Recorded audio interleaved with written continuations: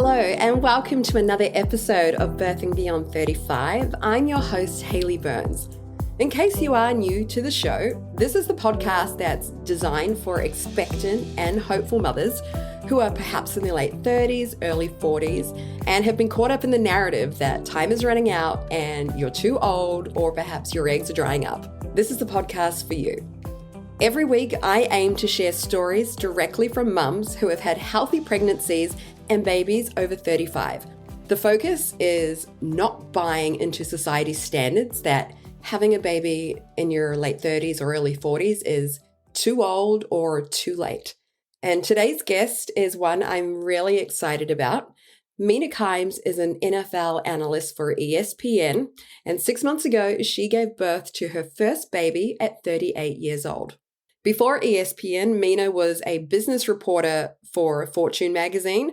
She's incredibly articulate. She graduated from Yale, for heaven's sake. All of this I'm trying to point out is the fact that Mina is really smart, but she also got caught up in the narrative that once she hit 35, time was running out for her.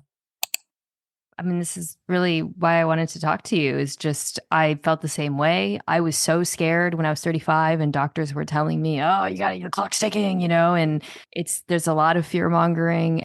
There were points in my life where, I was very uncertain. Yeah, I was really apprehensive. Mina is super candid about her journey to motherhood, and she reminds us all that, hey, there is no rush. So I really hope you do enjoy this episode. My voice is super sketchy. I've got a cold, so do bear with me. But I hope you do enjoy this week's episode. Joining me now is Mina Kimes. Mina, I'm really excited to talk to you. Thanks for having me. You seem to do it all. A lot of women who aspire to be sports journalists and work in sports, be it media, it's obviously a very demanding profession, and a lot of people don't get to, put their families first and be able to put in the time away from work to have babies. And this is something that you did last year. You had your first baby. So I'm really excited to talk to you about it all. Tell us a little bit about yourself. Tell our listeners a little bit about you and your journey to where you are now. Yeah, I don't think I've really talked about this subject much. So it's a fun change from preparing for the NFL draft right now. Yeah, it's similar though in terms of like trying to figure out whether a prospect is a good fit and that kind of thing. No, so I guess that kind of gives it away. My job is NFL analyst. I was a writer for a long time. I was an investigative business journalist for many years. Not many years, I guess 6 years. I worked for Fortune magazine, Bloomberg, Business Week. And then in 2014, I joined ESPN as a writer. I was mostly a writer for my first 2 years at ESPN. And then I started doing radio and podcasting before transitioning full-time to being an NFL analyst on television about 4 or 5 years ago. And that is what I've been doing ever since. I'm on a show called NFL Live, some other ESPN programs, First Take, Sports Center, Around the Horn, that kind of thing. And then I have my own podcast. If there's anyone who's listening to this who is interested in a football podcast, it's called The Mina Kimes Show featuring Lenny. Yeah, I mean, I guess a lot of listeners, their partners, their boyfriends, husbands would probably know who Mina is. But so tell me a little bit about your partner and how long have you been with him?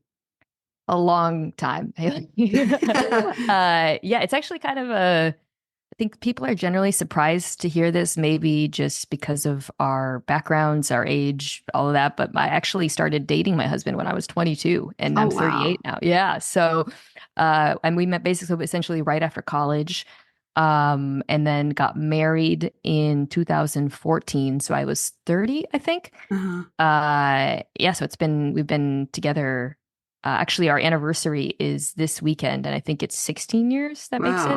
Wow, that's amazing. Yeah, the American dream, huh? It's a long time. Did you ever have like an on and off, or were you guys just fully on since college? Nope. Yeah, just after college. Yeah, just amazing. And I was kind of always in relationships from being a teen. Okay, so you've met him very young. You're obviously, you're putting your passion into your career. You marry him, I guess you say 30. Were you overly maternal growing up? Was there, were you like aware of like getting older and that kind of mindset? No, not at all. In fact, something that has come up is I never even like babysat as a kid. Okay. uh, I feel like it's because the parents in our neighborhood knew if they hired me, I would just watch South Park or Yeah. something, which was big at the time in high school. Yeah, I didn't have younger siblings. I have one older brother who's only a year and a half older than me, so we're kind of like Irish twins, I guess I call Mhm. it. And we didn't live near any extended family. My dad was in the military. So I just really wasn't around babies or toddlers or kids. So I never really thought about them. It wasn't something that I wanted or didn't want for myself. It just wasn't something that occurred to me for the vast majority of my life. Yeah, and so I'm assuming by the time it's coming into your and your husband's mindset, you're really starting to kill it career-wise. I guess, if you want to be a woman in sports, you have to really commit. Would you say like there is a little bit of pressure to like commit and do the work, not go off, take a lot of maternity time and things like that. Did that ever play into your mindset of what was your kind of journey to deciding that you were ready for a baby? Yeah, well, so from the work perspective, my job never held me back or actually factored into it too much. But in retrospect, um, I was really lucky, again, from a career perspective, that I had uninterrupted working years during a time when my job was changing very rapidly. As I kind of alluded to, I went from being a writer to being a radio to being on TV, and it all happened very quickly. And so I was saying yes to a lot of opportunities, a lot of extra work on the weekends, a lot of travel in that time. There was a year where I was going to Connecticut once a week from Los Angeles. So in retrospect, I wouldn't have been able to take time away and I think continue on that trajectory. That didn't factor into my thinking at the time. That's not why we weren't trying to have a kid then. But now looking back, I realize, oh yeah, I probably wouldn't be where I am now professionally if I had taken away, time away from my job, or it would have been more difficult. Of course. So when did you kind of get to that point where you and your husband decided that you're ready to start trying? You know, um, I've talked about this before. We had a lot of conversations during the pandemic, honestly. So like 2020, 2021, where we were home more, we were together more. I was traveling less. And a lot of those conversations were just kind of like, over the years, and we'd been together obviously a long time, whenever we talked about this, both of us, we've always been on the same page about it, which is sure, maybe, why not? Right. Hmm. Like, but never, Yeah. it was almost kind of like being like religious, like agnostic, right? Hmm. About God. It's Yeah. just kind of like, okay, yeah, maybe. Neither of us had super strong feelings about it. Neither of us were big kid people growing up. I think my husband would tell a pretty similar story, although he actually had younger siblings. Um, and, I had a lot of friends who had, being my age, really tried or really like had that craving for a kid. And that just wasn't me.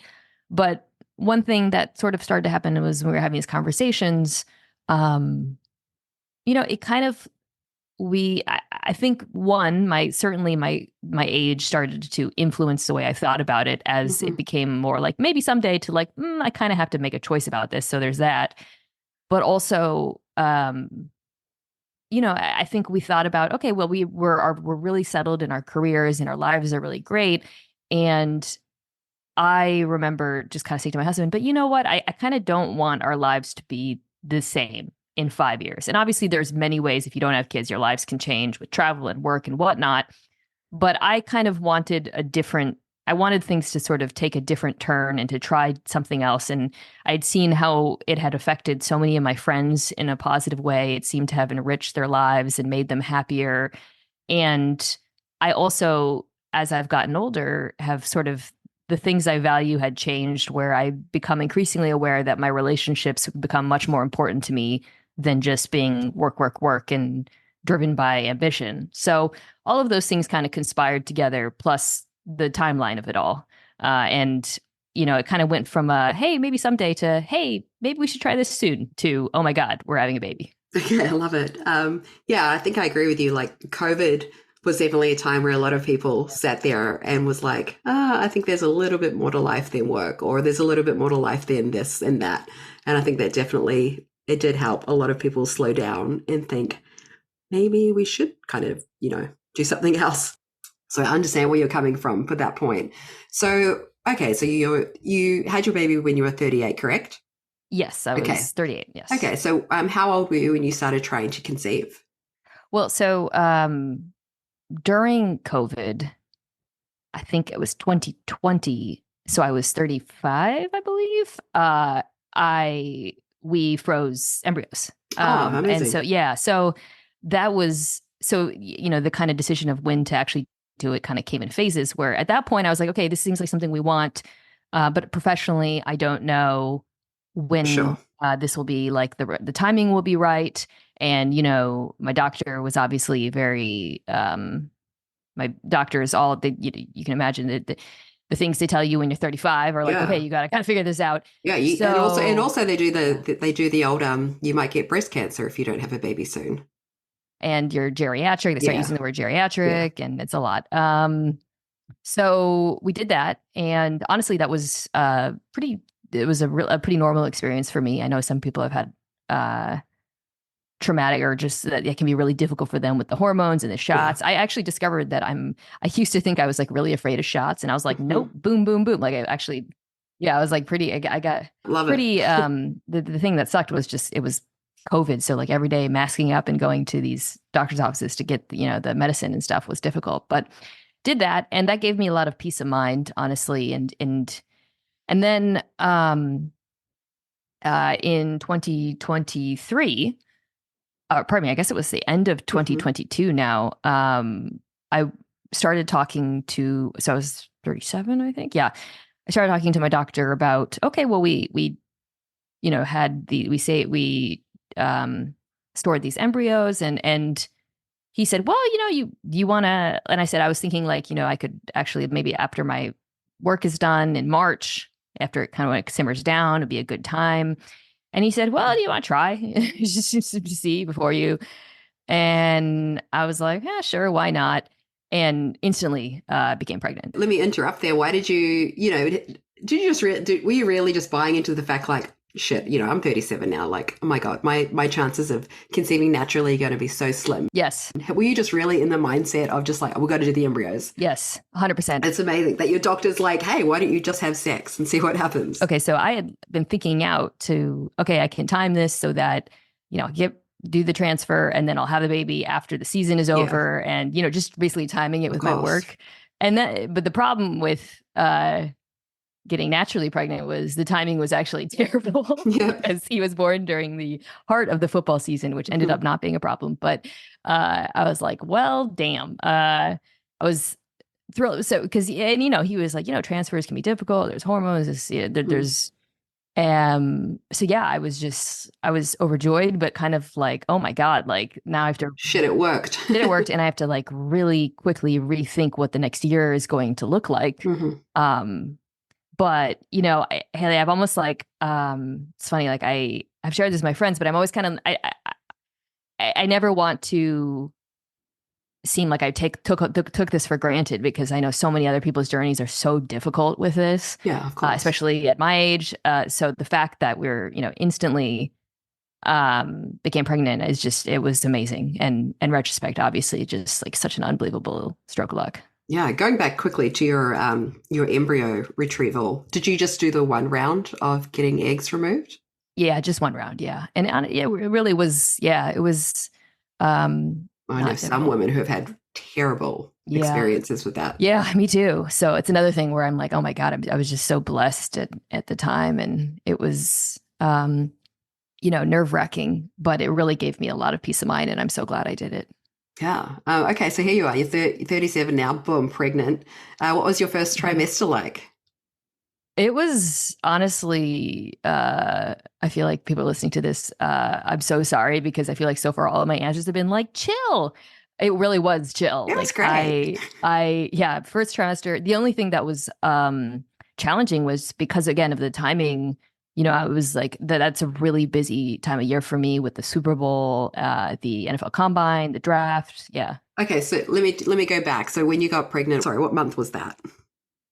It was the beginning of 2023, I think. Okay. So yeah. So okay, so before Super Bowl. Yeah. So my first trimester was basically the heat of the busiest time of year for me in the NFL season in terms of travel. So Yeah. that was, I guess, a little bit, challenging, but I barely got sick at all. And really, it didn't affect me in a significant way. It probably helped that you were so busy. You were so distracted and you had so much going on that it probably just helped.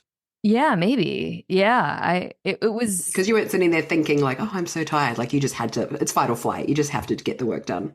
that, but it was odd because too, I was not public about any of this for quite some time. So I think that was also kind of tricky. But yeah, it was a pretty intense time of my life. Yeah, I bet. And so then, yeah, you're obviously in public eye and you very much want to keep this a private matter until you feel comfortable sharing. So when did you kind of get to that point where you see, I completely missed you sharing that you were pregnant. I just saw a baby on Twitter one day and I was like, wait, what happened? Yeah, I'm kind of private, which I guess belies doing this. But it was July, so I was, I believe, 7 months pregnant when I first put out a picture. It was at ESPN has an award ceremony, the ESPYs, and I was just like, well, I want to go to this, and I'm very, very fucking pregnant. People are going to see. Yeah. So, and I actually the week before worked with Kenny Mayne, hosted the Celebrity All-Star Game in Seattle, and I was just very obviously pregnant there. And people I knew were saying congratulations and stuff, but weirdly, it wasn't like on the internet or anything. Like, not weirdly, but like, yeah. So I was kind of able to do it on my own terms. And again, because of the timing, I was apprehensive about it. Yeah, because we get in our head, assume it's because you're thinking I'm advanced maternal age. Or you just didn't want to jinx it? No, more so actually professionally, knowing that everybody would be happy for me, but also like my decision and the timing of it would affect a lot of people because I'd be taking 2 months away from work. Or well, I ultimately decided on 2 months. Nobody knew. I was also in contract talks for a new contract. It's all happening. A lot of things were going on. So it was like a mixture, an intersection of professional and personal. Okay. So what was your second trimester like? Second was really fine as well. It really wasn't until the third that I started having like it really like affected me physically, because I'm a pretty active person. I run every day. I had to stop doing that, stop taking long walks at a certain point. When did you stop running? How far along were you? I think near the end of my second trimester. And then I was one of those people who like really popped in my third trimester. So I was kind of big. Whoa, and probably the most difficult portion of my pregnancy was maybe in the mid-30s weeks wise. So it was near the end. I sprained my ankle in a really stupid, like weird way. I just literally stood up and then suddenly rolled it, just crumpled. It wasn't even like I took a fall or anything. And the doctors were worried. They're like, oh my God, maybe she has deep vein thrombosis. It was just like a very freakish, bizarre sprain, which, as I'm sure a lot of people know, when you're pregnant, the hormones in your bodies like affect your ligaments in a weird way. It's called relaxin, right? Yeah, it's the worst. That sucked because I was immobile for about 2.5 weeks, and that was really awful. But that was probably the worst of it. So before you had your baby, what was your kind of, I guess, mindset into what kind of birth experience you wanted? Did you have like oh, this is what I'd like to do? Because obviously we're told like birth plans like go out the window. No matter what you want, it's not going to happen. But what was like Mina's little vision of like how you wanted this baby to enter the world? So I didn't have like strong feelings about it other than just wanting to make sure he was healthy. And did you know the sex beforehand? Oh, yes. That was actually funny because when I got the first genetic test, it was like 10 weeks, or it was pretty early, right? I was so worried about the very serious things that they test for. Yeah, I had that as well. It's the worst. And you're just like, oh my God, you're just so, my husband and I were like, we don't even have to talk about like the really serious things, right? Trisomy. Exactly. Yeah. And so the sex was almost an afterthought because it was like the very bottom of the report. And I was like, okay, it was like healthy. And I was just like, oh, it's a boy. Oh my God. Okay. Like it wasn't. Yes, exactly. I was just so concerned about the other thing. But as far as the birth plan goes, as I was pregnant, my TikToks started dramatically shifting from sports content to just endless birth plan videos, and like a million things and all that. And part of me was like, I guess I should think about this, but like, do I really like, I personally feel like there's so much content around pregnancy that's like there's too much focused on It's the horrible. Yeah, pregnancy there's so and much. not enough on like the logistics of nursing, which God knows I Yeah. really wish I had learned more about that. So, but the biggest decision I made, and part of the reason actually I when you hit me up, I was like, yeah, I would, be happy to talk about it, is because I didn't think there was enough positive content, or just I didn't encounter that much positive information about this, was a decision to do an inducement. Hmm. So my kid was trending pretty big, and he's enormous, by the way. He's a Okay. gigantic child. Hmm. Um, Mina like is a small my person. husband's not large either, by the Yeah. way. It's just like, but I was a very large baby, so which I'm told is kind of the most predictive thing. So at one point, he was trending over 9 and all that, and my OBGYN was like, we could induce like the week before. I would probably, yeah, she didn't want Induction to. at 39 weeks kind of thing. Exactly. Yeah. Like, yeah, 39 in days, right? So, where it's like, it really is up to you. And, and then when I would go to the internet, it was so alarming, just all these like horror stories, and it doesn't take, and it doesn't work, and you're going to be going through hell. Yep. And anecdotally, I had known a couple of people who had challenges as well. And, OBGYN gave me all the updated science information on how it doesn't increase likelihood of C-sections and all of that. But there's just so much fear mongering out there. And especially on social media, if you look for something, you're usually encountering like the worst stuff. So I was really freaked out about it. But there's a couple of things that, it just ultimately we decided to do it. And so you my decided husband, to do it obviously because you didn't want Yeah. to risk, tearing or baby getting stuck. I guess, right? Because he was a big baby. I guess there's also like the shoulders, and I'm trying to remember the exact terms. But Dystocia. yeah, exactly. But did they ever float, okay, baby's big, maybe you want a C-section? Wasn't that big. So Okay. They were yeah. very much just like, hey, let's try an induction. But if he had taken a long time, that could have been an issue.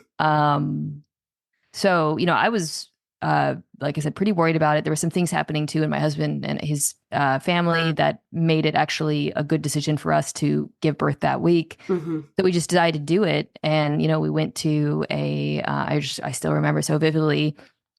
We went and I got pancakes at 9 a.m. We went to the hospital at 10 a.m. and he was born at 10 p.m. that night.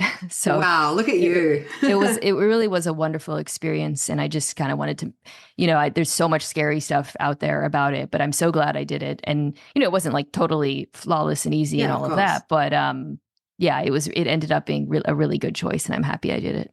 Okay. So you went in 10 a.m. born 12 hours later. Can you talk us a little bit through it if you don't mind? Because I just love this stuff. So you got hooked up to the Pitocin, correct? This is the other reason I want to talk to you, because this is another thing that I think I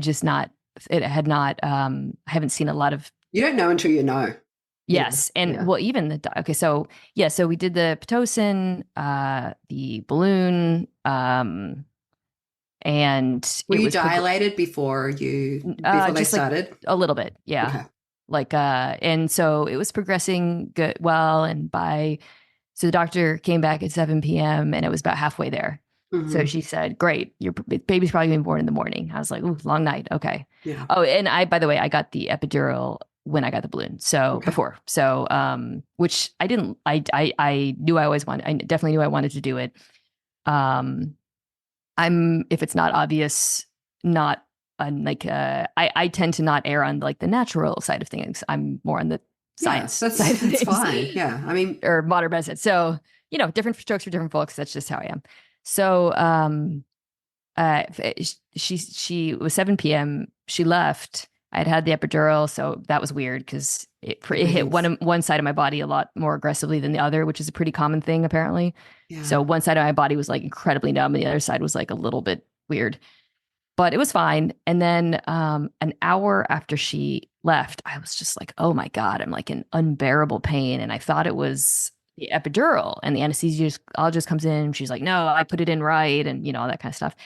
And I have a very high pain tolerance, I think, generally. You mean pain ways? You mean like feeling the contractions? No, just like it felt like I was being punched in the back, Okay. like stabbed in the back. Um, and I just couldn't figure it out. And then one of the labor nurses, God bless her, because they're like They're so really good at their jobs. they're so good at their jobs and they really do all the work. I mean, I Yeah. love my OBGYN, but like I compared it to like the running back who gets the carry with like 2 yards next to the gold line. Like they get the glory, but the labor Yeah. nurse does so much of the work. So she it's like, you know what? Let me like take a look because I feel like she noticed a couple of things. So she's like, oh my God, you're 10 centimeters. You're ready to rip. Fun. That's exciting. So in 1 hour, it went from like 0 to 60. And the reason I was in pain, and again, this is something I had never seen talked about or heard about, but I wish I had known about, is that the baby had dropped and was pushing on my spine. Right. So she actually had me do a push and the pain went away, which I was like, oh, literally no one thought of this. Okay. So they called the doctor back in and then I delivered my baby in like 45 minutes after that. That's so amazing. And what was that like? Just that whole, I ended up, see, I'm one of those stories that they induced me, and then 36 hours later I had to have C-section. So I'm one of those people. Gosh. I'm the other side. Yeah. And that's the thing. I was like, because they give you the time that you go to the hospital. And I'm like, cool, okay, well, by 10 o'clock tonight, I'm going to have a baby. And just like, it didn't work. Oh, man. No, but I'm like, happy for you. Like, it's awesome. The woman who does my makeup had a similar experience. And she told me that the day before. And I was like, I don't want to hear this right now. I don't want to hear this. oh my God. I think I burst into tears. I was so upset. Yeah, but it was crazy. I mean, it just all happened really quickly. Yeah, that's so exciting. And you touched on nursing there. What was your postpartum experience like, trying to get baby to latch, whatnot? It was up and down with that. I would say he was very hungry and he grew very quickly and it went okay. And then about a couple weeks into it, because he was so hungry, again, gigantic baby, he would actually get kind of frustrated because he wasn't getting enough quickly enough. Yeah. So I switched to pumping, actually maybe like 3 weeks in, and have exclusively done that since then. Yeah. And that was a tricky decision too, because I was like, oh God, this moment of bonding. Yeah. But ultimately, like, so much better because it was pretty frustrating. He would get so frustrated and cry, and it was like heartbreaking. Yeah. It's like you say, I think the hardest bit is like, you read about nursing, you read about, okay, I'm going to try and get my colostrum to come out and I'm going to do all of these things, but you don't actually think, holy shit, breastfeeding is it's fucking hard. It's so hard. It's so stressful. You're so exhausted. You get baby down to nap and you're like, oh, now I've got to go try and pump and do all of this stuff. It's like, it's horrible. And I was the same. I did pumping, but then one of my breasts wasn't making any milk. So then I had to like do formula, and it was just a whole thing. And it was like, I never wanted that to be my journey, because you just think that, it's just, you just want to breastfeed them and it's so easy. And it's so stigmatized. I envy every woman that could just put their baby on their boob wherever they are and their baby's there. Like, that seems so easy. We went to a class on feeding or whatever at the hospital, and it was such bullshit. The class was like 80% of it was just about how breastfeeding is better than formula, which is, again, such a bullshit way to talk about this. Yeah, the formula is amazing so now. It's ridiculous. If you can breastfeed, that's great. My kid, he's 6 months, and we're going to start transitioning him soon. But the other reason it was bullshit, it's like, what I could have used? Learning about schedules. Yeah. Like, no one explained to me just like the logistics of feeding a baby, which is like, I've found 90% of my life now is just logistics. Yeah. Child, but no, it is. But he has eaten well. Yeah. Good. Okay. So 6. Sorry, what's his name? His name is Nino. Oh, beautiful. Okay. So what was the adjustment like getting back to work? So you went back to work, after 2 months? Yeah. I had 2 months of maternity leave. It was my choice. Whirlwind, I imagine. Pretty whirlwind. And then I'm going to take the rest of my bonding time now that my schedule is quieted down. But nobody pressured me to come back or anything. But it was pretty hard during the heart of the NFL season to be out for my job. And then I had a nanny start before I came back, a week before I came back. And obviously, like, both an immense privilege and just made it much, much easier. Coupled with the fact that for most of the season, I actually the entire season until the playoffs, I just worked from home. So it really was not a challenging transition. Yeah, especially just thanks to the childcare that we had. Yeah. So obviously you had a wonderful experience, but how has your experience so far impacted your decision to perhaps wanting a second? And do you think you'd ever use one of those embryos, or you think you'd just try again naturally? Honestly, no idea right Yeah, now. I get that. You're in the one and done stage right now. Yeah, 6 months. I know. Ask me again in like a year, right? At the moment, it's like, my husband and I are like, we're so tired. Like when we are with him with no childcare for a few days, I'm like, I cannot imagine having more than one child. For sure. My older brother has twins and then decided to have another baby, which blows my mind. That's a lot. Yeah, They're I can't lovely imagine. kids, but right now it's we're pretty focused on a single, which is, there's like I loved having a brother, and there's so many great things that come with that, and there's certainly challenges to being an only child, but we're pretty locked in on one right now. Yeah, and just finally, just to wrap it up, because I know you're super busy, but now that you've been through it, like what comes to your mind when you hear the word older mother, advanced maternal age, geriatric pregnancy, all of the things? I mean, this is really why I wanted to talk to you, is just I felt the same way. I was so scared when I was 35 and doctors were telling me, oh, your clock's ticking, and It's the worst. It's so bizarre. There's a lot of fear mongering, and frankly, sometimes there's financial incentive for the medical, for for-profit entities to get you to freak out. So obviously my story, like I hope it's encouraging, because it really has been, I've been very fortunate. And that's the word that comes to mind, is like, I've been very fortunate, but also I think because of my age, I've had a lot of advantages. As I alluded to, I'm able to do this now because I grinded so hard in my job earlier, right? So I'm in this position now that I wouldn't have been in, frankly, in my early 30s, or certainly not my 20s. Both professionally, financially, all of that, it's really made it easier for me in a lot of ways. So while there are certainly like challenges that come from a health perspective, I think just where I'm at in my life, where my husband and I are at, it's actually eased the path in some ways that have allowed us really to be, I wouldn't say better parents, but like less challenged parents, I think, because we have so much help, and I consider that just such a blessing. Yeah, I will quickly ask you then, like when you had those moments like 35, and were you ever sitting there at night thinking, oh my God, what if I'm not able to have a baby? Did you ever have those freak out moments? All the time. Yeah, I was freaked out, super freaked out about it. There were points in my life where, I was very uncertain. Did you ever test your fertility? Yes. My OBGYN at some point did the counts or whatnot, or I don't know levels. Yeah, that kind of stuff. Yeah. And it was, it was just like, hey, you gotta figure this out soon. It wasn't like panic, threat level 9 or whatever, but I was really apprehensive, and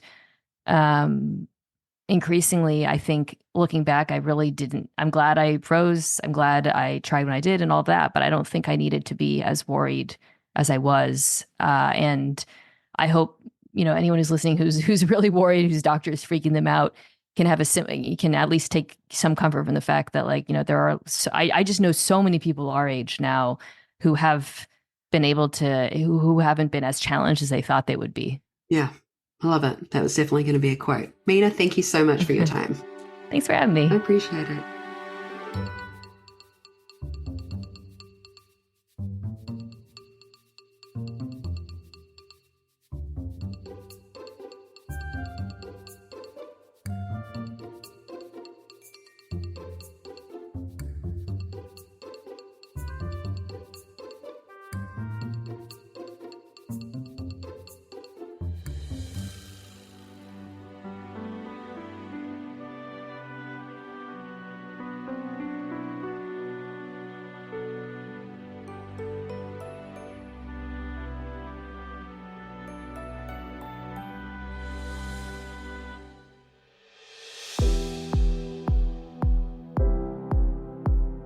That's it for another week's episode of Birthing Beyond 35. If you would love to be a guest on the show, hit me up. You can check out birthingbeyond35.com or follow us on Instagram and send me a DM. We love to hear your stories.